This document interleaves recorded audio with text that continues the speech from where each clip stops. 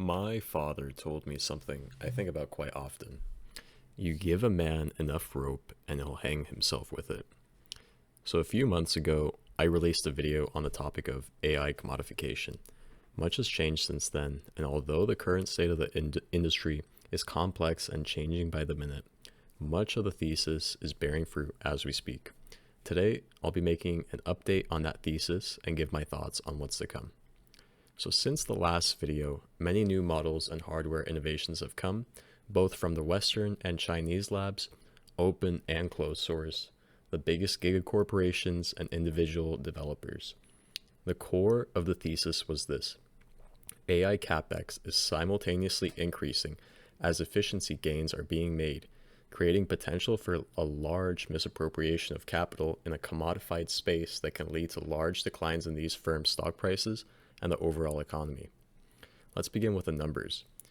Mag 7 earnings season is almost over, with just Nvidia set to announce, and although it's technically not a part of the Magnificent Seven, it is the biggest company in the world now and the leader of this AI boom, as we have seen. Nvidia will be releasing its earnings this Wednesday on February 25th. Nvidia is the biggest beneficiary of capex spending among the Mag 7. However, so its projections for 2026 fiscal year aren't as relevant.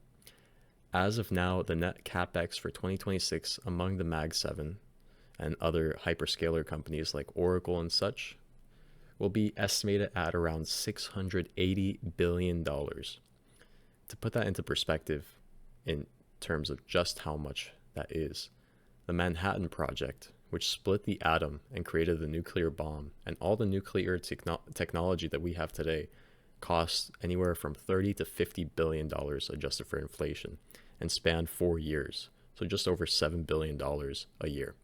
The Marshall Plan, which rebuilt the entirety of Western Europe post World War II, cost $137 billion adjusted for inflation. The ISS, which is the largest freestanding structure ever built and bleeding edge technology for its time, and still largely is, cost $150 billion to build, making it the single most expensive structure ever built as well. 4 Magnificent Seven companies, as well as some other ones like Oracle, that is Meta, Google, Amazon, and Microsoft alone, are outspending all of those aforementioned projects combined in a single year. Now, these are the Mag 7s we're talking about. They are the most profitable companies in history and are responsible for almost all of the S&P 500 and NASDAQ gains since 2000. Surely they have enough money stockpiled over the many years of profitability to make this seem like a nothing burger, right? And surely, in spite of this massive spending, revenues and earnings are increasing, so surely the expectation is that the spending will generate even bigger margins in revenue, right? Enter free cash flow. The cash a company generates after accounting for capex and money spent to maintain or expand its balance sheet and assets. It's effectively the spendable cash left over after all bills and equipment is paid for. While earnings and net income are often in the forefront of people's eyes, the figure is deceptive as it doesn't factor in expenses listed above, while FCF does. Free cash flow is a reality check. You can have as much accounting profits as you'd like, as much paper profits and income and revenue and earnings as you'd like, but you cannot pay your employees with it, nor can you keep the electricity flowing to your data centers with it. That requires cash, which the Mag 7 has almost run out of. This has become a big problem in the space. Until now, most of the spending has been kept at a level where free cash flow is still more than capex. However, we're at a point now where some are in the negatives. Oracle, the biggest data center player in the Project Stargate deal, and the most interlinked company with OpenAI besides Microsoft, is officially in negative free cash flow. Likewise with Amazon, which is a huge spender in the space. Meta doesn't even have 10 billion left in the tank, and Google is hovering around 20 billion, while Microsoft has a relatively uncomfortable buffer at around $75 billion. This, by the way, not including the accounting fraud going on at companies like Meta, which emitted $30 billion in SPV in a joint venture with Blue Owl, the biggest private credit player in the space. I won't even cover that company today, as it can have an entire video dedicated to its mess alone. Apple is in the best position financially, having not fallen for the CapEx meme, and instead is growing its balance sheet and outsourcing all the upfront costs to its competitors while reaping the rewards of locally hosted, open source, and hyper-efficient LLMs. More on that in a moment. So yeah, they're spending all their money on this, but if it's a good return on the investment in the future, if AI demand is through the roof, if years-old GPUs are still being used because demand is so high, if AI will replace all the jobs and completely revolutionize the world and eat up all the market share of every industry, then what's the big deal? Dario Amodei, the CEO of Anthropic, addressed this issue recently on the Dwarkesh podcast. Asked by him, if AGI is imminent, why buy more compute? He said the following. And they're bottlenecked by clinical trials. It is worth stating with clinical trials, like most clinical trials fail because the drug doesn't work. There's not efficacy, right? And I make exactly that point in Machines of Love and Grace. I say the clinical trials are going to go much faster than we're used to, but not infinitely fast. And then suppose it takes a year for the clinical trials to work out so that you're getting revenue from that and you can make more drugs.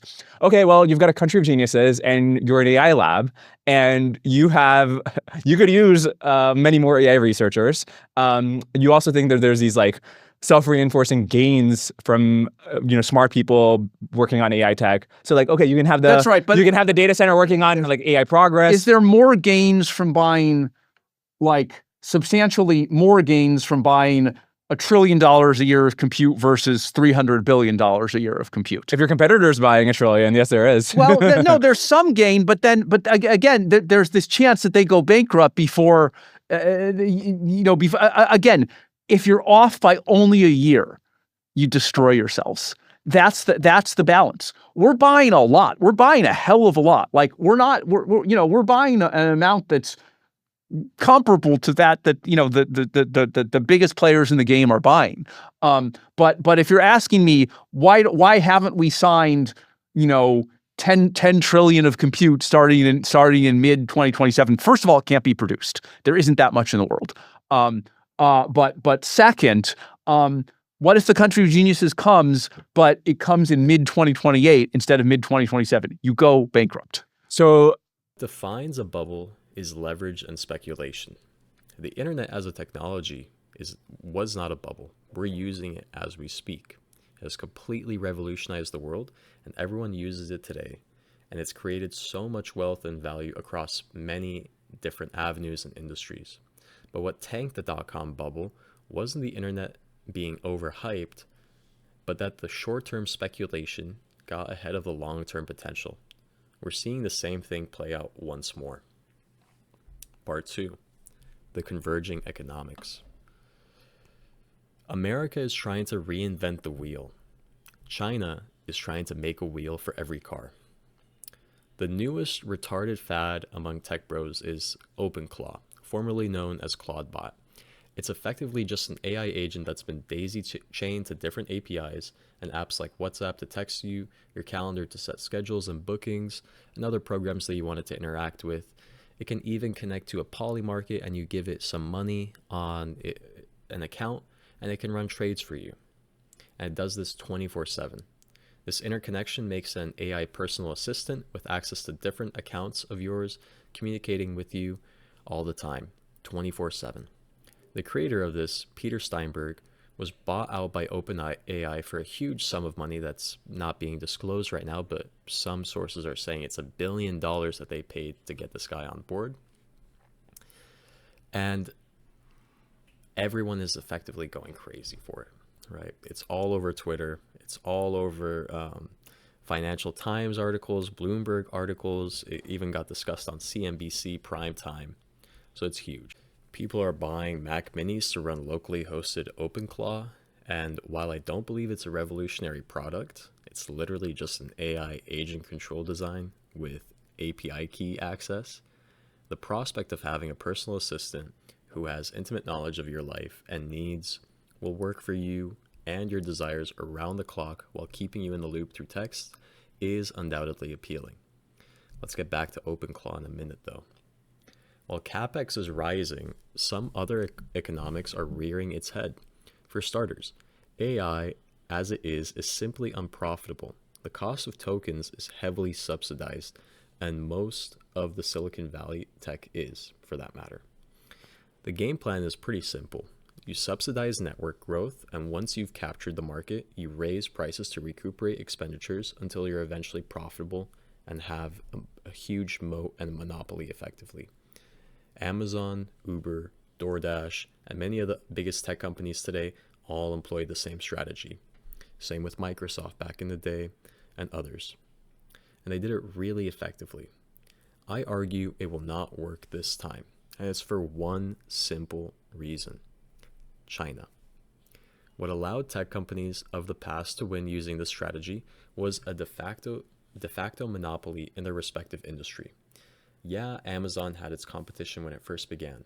Uber has its Lyft. DoorDash has the Grubhub and Uber Eats, etc., etc. However, the practical differences in how these work is huge. Well, Uber has competition, like the taxi firms, other rideshare companies. It largely performed in enclosed markets, okay? If Uber wants to enter a market, it will compete with the players in that market. Uber in New York City doesn't need to compete with a Chinese rideshare firm because they run two completely separate markets. That isn't the case for AI. If I want to install OpenClaw and have it do its thing, the first thing I need to choose is what LLM I'm hooking it up to. Naturally, I want my personal assistant to be the most intelligent model possible, so I will choose the bleeding edge, state-of-the-art model by OpenAI or Anthropic or Google. So, Claude Opus 4.6, ChatGPT 5.3, Gemini 3.1 Pro, etc. Right? Great. Now I have a super genius laboring for me around the clock. What could go wrong? Well, for starters, your API bill that will be read to you by one of your AI assistants at the end of the month. The cost of running an agentic infrastructure that's spawning in more agents, deleting them, performing API calls, etc., becomes much more complex and expensive than simply prompting ChatGPT, and many users, like these X posters I'm showing here, have found that out the hard way. But don't stress, because China has incredibly cheap models like Minimax M2.5, which score only 0.6 lower than Opus 4.6 on the software benchmark, while costing over 20 times less. You read that right. To be specific, it's 20.83 times less than Opus 4.6, and it is relative to it in performance. So naturally, you, like many others, have been realizing you'll switch over to the open source and cheap Chinese model over the ludicrously expensive Western closed source model that you need to run on their servers. Do you see the problem now? The technology isn't bearish. The innovations keep coming. I, in fact, am more bullish on AI and its capabilities than ever, believe it or not. The problem is that the economics are simply untenable. The bear case for AI isn't that it can't revolutionize the world, it's that people cannot afford nor will want to pay for it, especially when alternatives that are relativistic to the expensive state-of-the-art models exist. In fact, this 20 times cost difference can be made even higher, potentially even infinitely higher, if you simply bought a powerful machine to host your LLM on locally, like say a Mac Mini. Why do you think Apple has been making its iPhones and hardware able to run AI locally while not joining in on a CapEx hysteria? Tim Cook is a fucking genius, by the way. In this household, we respect Tim Cook. He's a hero. And no matter how much Western labs progress, no matter how far up that exponential they go, Chinese models will be right behind them, as they have been this entire time. They are not slowing down their progress. It's been increasing as the Western models have also been increasing. So they are catching up and right there neck and neck. Okay? If AI labs and big tech wishes for it to become as ubiquitous as they hope it would be, they need it to be affordable for users. They promised a PhD level intelligence on your phone, but how much are you, the consumer, willing to pay for that? And do you even need a PhD? Personally speaking, I don't need a PhD level, Nobel laureate, bleeding edge, country of Nobel laureates in a data center to remind me of an upcoming doctor's appointment. My calendar app notification just does that just fine, actually, and at zero extra cost. Unless you yourself are at the bleeding edge and seek performance above all else, say you're a principal level engineer at a company, right? Then you will care about the economics of this. Whether this generates you a net profit in your life matters, okay? To the autistic coder who builds useless slop apps no one gives a fuck about, to flex his GitHub repo activity log, sure, but not to the average consumer. Now, you might say, well, what about enterprise? They have a huge interest in replacing knowledge workers, which are expensive relative to an API bill.